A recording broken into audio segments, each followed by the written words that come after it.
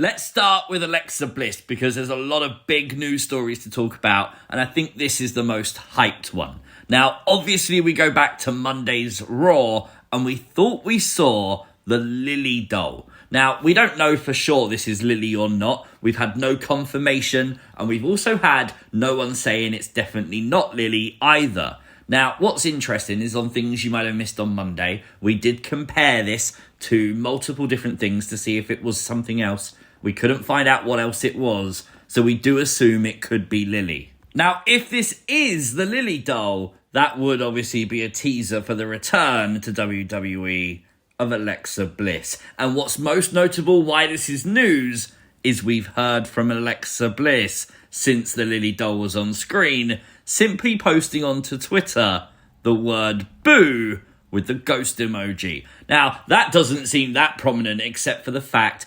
everyone is talking about the Lilly doll, and for Alexa just to tweet out the word boo does make you think it's a confirmation that it was Lilly and potentially a real tease for her return. And with Alexa Bliss today posting a photo onto Instagram with the caption, "Don't worry, darling, I'll see you soon enough." And I really love the idea that Firefly from my Discord server sent me today. That "don't worry, darling" has a hidden meaning. Basically, it's a film, and the synopsis of which is Alice and Jack live in a community named Victory. It's an experimental community. It's a town of houses men who work on top secret projects, right? While the husbands are working doing what they're doing, Alice is left questioning everything. Using the name Alice is an interesting choice here because if that's what Alexa's teasing, we saw her in Alice in Wonderland-inspired Firefly Funhouse vignettes. White Rabbit literally teased Alice in Wonderland a lot. The song White Rabbit by Jefferson Airplane is obviously based on Alice in Wonderland.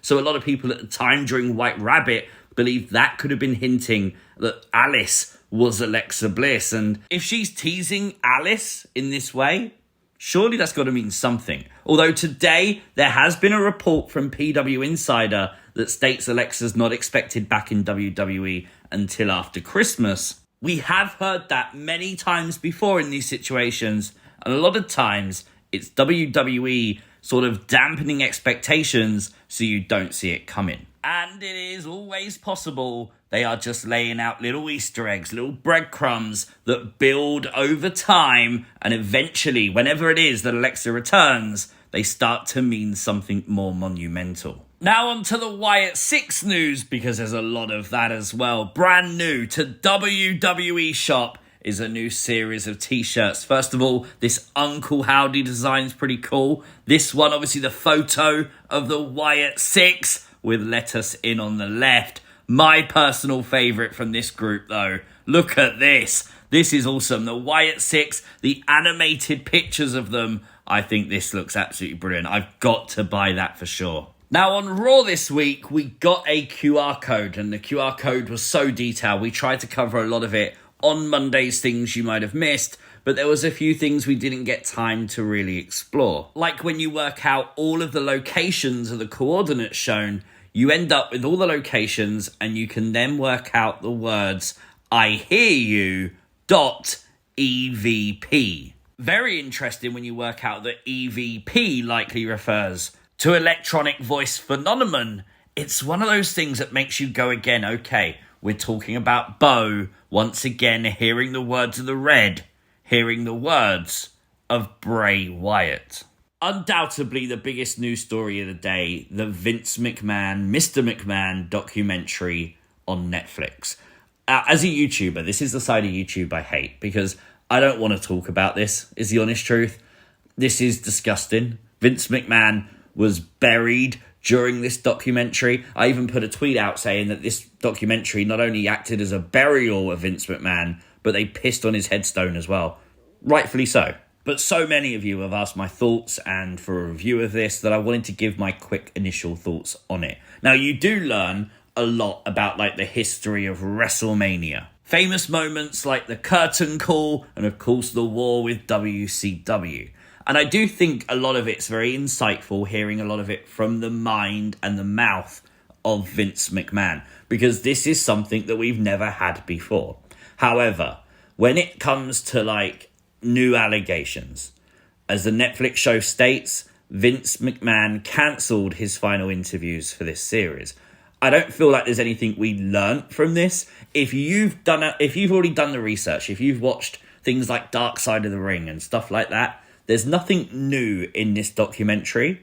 But I do find the takes on wrestling coming from Vince McMahon interesting, just because we've never had that. Netflix wasn't shy to actually publish things like Tony Atlas accusing Pat Patterson of, his words, grabbing his pecker in the locker room. And while they touched on scandals that have plagued Vince McMahon throughout his life, there did seem to be an air throughout the entire documentary of a cover-up. That's how it felt. At one point, they even spoke to Jimmy Hart and asked him if he remembered some of the allegations going around. And he said, I don't know what they want out there. Like, it was almost as if there's more to be told and we still don't know it, and people still aren't willing to be actually forthcoming with that information. So to summarise, is it worth watching the Vince McMahon documentary? Well, the honest answer, I think, is yes, is the honest truth. I think it's worth watching it to base your own opinions on what you see. I think there's a lot you can learn about how Vince McMahon decided things and how he booked things that you can get from this documentary. If you're interested in the scandal side of Vince McMahon, well, you've probably watched Dark Side of the Ring. You've probably followed news outlets as they've covered this, and therefore you've probably heard it all before, and you probably won't get a lot out of this documentary. You won't get a lot of new information anyway. However, I will say it's not worth listening to like reviews of this documentary. Just because nothing's new, I feel like it's something, if you experience watching it, and it's a long one, it's 6 hours, but if you watch it and you take something away from it, that's what it's worth watching it for. Listening to people's opinions on it really won't do that for you. Right, moving on. Here is a picture of CM Punk and his dog Larry that Punk posted onto Instagram. Why I'm including this is very simple. I needed something in this video to make me smile after talking about Vince McMahon. And hey, look, here's Larry in the Booker's chair at Monday Night Raw in the gorilla position. And I bet you that's the same chair that Vince would once sit in. And I bet Larry done a much better job. Who's a good boy? Some news from PW Insider, and that is Hikuleo has been added to the internal roster for WWE's NXT. Now, I'm sure WWE's likely to fast-track Hikuleo through NXT, kind of like they did with Solo Sikoa, but it kind of rules out Hikuleo in a War Games match in November, doesn't it? With rumours of the Lucha Bros accumulating even more, with Rey Fenix posting all the photos you see right now onto his Instagram last night with the caption, "Blessed Wrestling, thanks for everything." Is this a sign that the Lucha Bros are now free agents, and could we be seeing them rock up in WWE very shortly? I hope so. I think Penta and Phoenix are going to be stars. I think Triple H is going to do wonders with them. Someone who's already arrived in WWE last night on NXT via satellite link was Stephanie Vaquer. Out of nowhere, right at the end of the show. Absolutely brilliant to see. We did cover that yesterday on NXT Things You Might Have Missed, but it's definitely worth checking out if you missed it. With Jey Uso winning the Intercontinental Championship on Monday's Raw, we have heard from Jey Uso since that monumental victory. Posting to Instagram saying, "Man, thanks to everyone who showed love. I appreciate all of it. Even the haters. Welcome to the Yeet era." Genuinely, I am so excited and happy that Jey is the IC champ. How that goes, we start to find out next Monday. Roman Reigns' appearance for SmackDown have also been advertised. You can see Roman on SmackDown during these dates. That's pretty cool. Some interesting news regarding AJ Styles from Fightful Select, Sean Ross Sapp, as he clarifies that AJ Styles' WWE contract seems likely to expire towards the later part of this year. Now, is that possibly a reason why AJ is not being featured on television now for a while?